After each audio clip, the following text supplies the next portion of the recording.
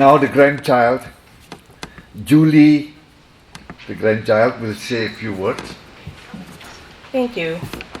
Good morning. For those of you that don't know me, I'm Julie, grandchild number 4 or 5. This is Garvin, spouse number 6 or 7. I don't know. But on behalf of our family, we would like to thank you all so much for being here today.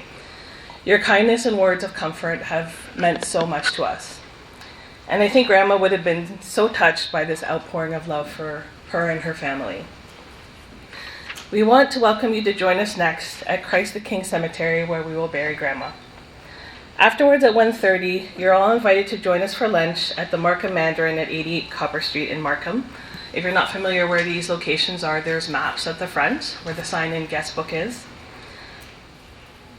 I just wanted to share just a couple of stories. Like you've heard, for those of you that were here yesterday and today, just how kind and gracious and generous Grandma was. Even in her later years, when Grandma was a little bit confused, she still had the joy of being kind to everybody that she met. So Garvin and I, we would sometimes visit her at the home. And sometimes we would get there and it would be dining hour, and so she'd be eating in the cafeteria or the dining hall. And we'd come and sit with her, and then she'd always be pushing her food to us and say, "Eat, makan, makan," which is Bahasa for eat, to eat. So we'd be like, "Grandma, we're okay. We ate. We don't need to eat anymore." But she'd be like, "Makan, makan," and she'd push the food. She'd give us the cups of water or what she was drinking. And we always just try to let her eat.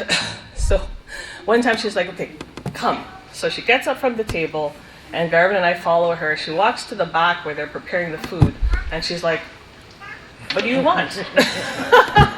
And we're like, "Grandma, that's not how it works here." But thank you for, being again so kind. Also, many of our family, they would come and bring Grandma food and snacks, just to give Grandma a little bit of variety in her diet every day. So one time Garvin and I, we went and we brought Grandma some watermelon and, cut it up and brought it to her. And I said, "Okay, Grandma, have some watermelon." And she's like, "Oh, you eat. And we're like, no, we ate. It's for you." And then she's like, "No, you eat, makan. And then she's like, "Eat." And Garvin's like, "Grandma, I'm fine, I'm full." So she had to go to the bathroom, and so I'm helping her to the bathroom. We close the sliding door, and then Grandma turns to me, very dead serious, and she's like, "That man in there is hungry."